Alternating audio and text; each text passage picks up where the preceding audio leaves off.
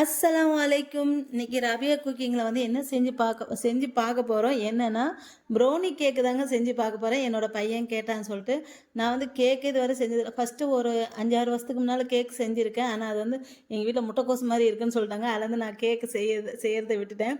அதுக்கப்புறம் தான் அன்றைக்கி வந்து ஒரு பிளெயின் கேக் எப்படியாவது செஞ்சு பார்த்துடணும்னு சொல்லி நல்லாவே வந்துச்சு. இப்போ சரி நம்ம வந்து ப்ரௌனி கேக்கும் செஞ்சு பார்ப்போம் அப்படின்னு சொல்லிட்டு செஞ்சு பார்க்க போகிறேன். வாங்க, நான் வந்து ஒரு பவுல் எடுத்திருக்கேன். இதில் வந்து நான் வந்து ஒரு 3 முட்டை எடுத்திருக்கேன்.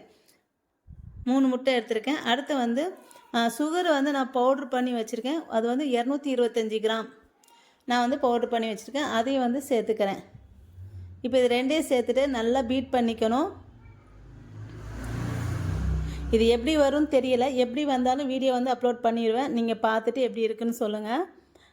இப்போ இது ரெண்டையும் பீட் பண்ணிக்கலாம். இப்போது பாருங்கள், எந்த மாதிரி பீட் பண்ண ரொம்ப கெட்டியாக இருக்கக்கூடாது, இந்த மாதிரி இருக்கணும்.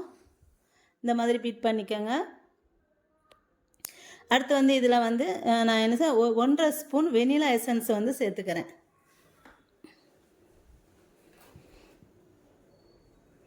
இப்போ அதையும் நல்லா கலந்து விட்டுக்கோங்க. இப்போ இது 3ஐயும் நல்லா கலந்துட்டு அதுக்கப்புறம் வந்து இதில் வந்து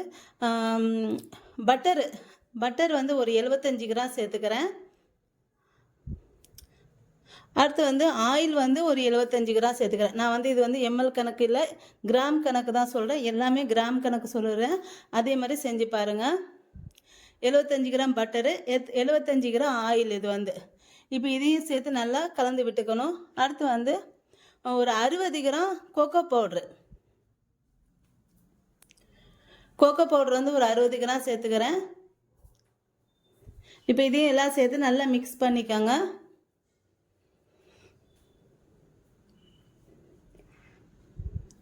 இது பாருங்க, நல்லா கெட்டி இல்லாமல் இந்த மாதிரி மிக்ஸ் பண்ணிக்கணும்.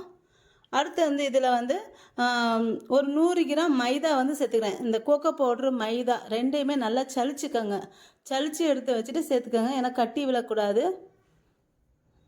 இந்த பாருங்கள், இப்போ இதையும் சேர்த்து நல்லா கலந்து விட்டுக்கணும். இப்போ நான் வந்து பீட்டரில் வந்து அடிச்சுக்கிட்டேன். இது எல்லாத்தையும் சேர்த்து முதல்ல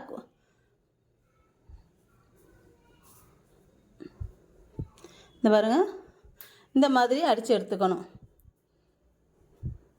இப்படி இருக்கணும் எல்லாமேட்டு. இப்போ இதை வந்து ஒரு கேக் மோல்டில் வந்து நம்ம வந்து ஊற்றிக்கலாம். நான் அன்றைக்கி மாதிரி இது என்கிட்ட வந்து அவன்லாம் கிடையாது. நான் நார்மலாகவே அன்றைக்கி மாதிரி ஒரு பாத்திரத்தில் தாங்க செய்ய போகிறேன். இப்போ இந்த கேக் மோல்டில் வந்து நெய் தடவிட்டு இப்போ இதை வந்து இதில் வந்து ஊற்றிடுறேன்.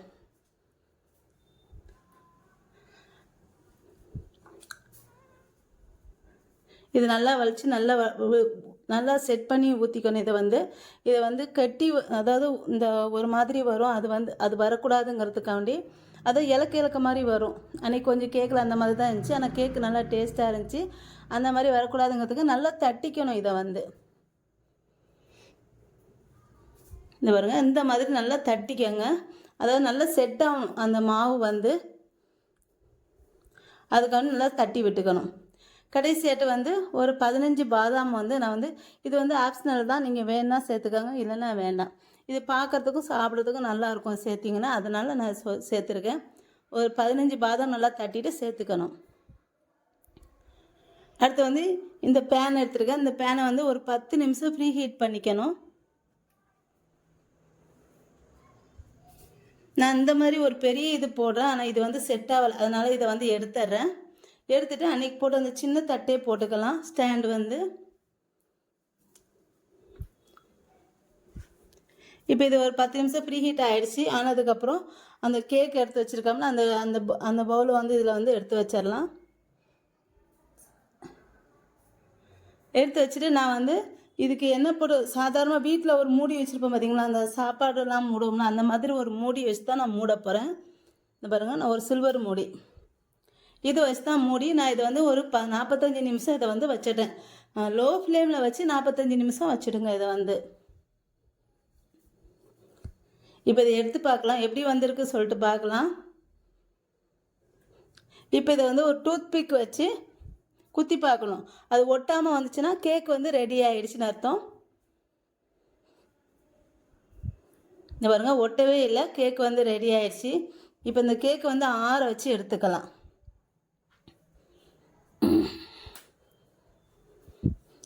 ஒரு கேக் வந்து ஆறிடுச்சு. ஆனால் இதில் என்னென்னா இந்த கேக் வந்து நல்லா சாஃப்டாக நல்லாவே வந்திருக்குது. ஆனால் அந்த டேஸ்ட் இருக்குமான்னு எனக்கு தெரியல. ஆனால் ரொம்ப நல்லா இருந்துச்சு கேக்கு வந்து. நான் அந்த பிரிட்டானியா கேக் சாப்பிட்டேன் பார்த்தீங்களா, அதை மாதிரி இருந்துச்சு, நல்லாவே இருந்துச்சு இது வந்து. இப்போ இதை நான் கட் பண்ணிக்கிறேன். இப்போ நான் நினைக்கவே இல்லை நல்ல இந்த அளவுக்கு வரும்னு சொல்லிட்டு நானே நினைக்கிறேன். அந்த அளவுக்கு நல்லா டேஸ்ட்டாக நல்லா வந்துருந்துச்சு கேக்கு.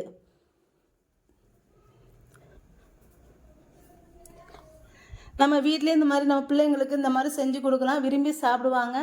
அவங்களுக்கு வந்து ரொம்ப பிடிக்கவும் செய்யும். இந்த மாதிரிலாம் செஞ்சு கொடுத்தா, இந்த மாதிரி சாக்லேட் கேக்கு, ப்ரௌனி கேக்கு அந்த மாதிரிலாம் செஞ்சு கொடுத்தா, இந்த மாதிரி சிம்பிளாக ஈஸியாக செஞ்சு கொடுத்துடலாம் நம்ம.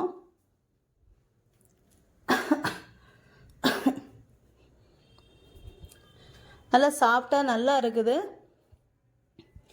என் பையனும் சாப்பிட்டு பார்த்துட்டு நல்லா இருக்குமா அப்படின்னு சொன்னான்.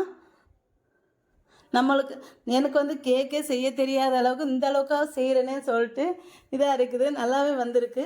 ஆனால் அந்த அளவுக்கு டேஸ்ட் இருக்குமான்னு சொன்னால் எனக்கு தெரியல. ஆனால் நல்லா இருந்துச்சு. பிள்ளைங்க வந்து நல்லா விரும்பி நல்லா சாப்பிடுவாங்க. அவ்வளோதாங்க, கேக் வந்து ரெடி ஆயிடுச்சு. என்னோட இந்த வீடியோ உங்களுக்கு பிடிச்சிருந்தா லைக் அண்ட் கமெண்ட் ஷேர் பண்ணிக்கோங்க. என்னோட சேனலை மறக்காமல் சப்ஸ்கிரைப் பண்ணிக்கோங்க.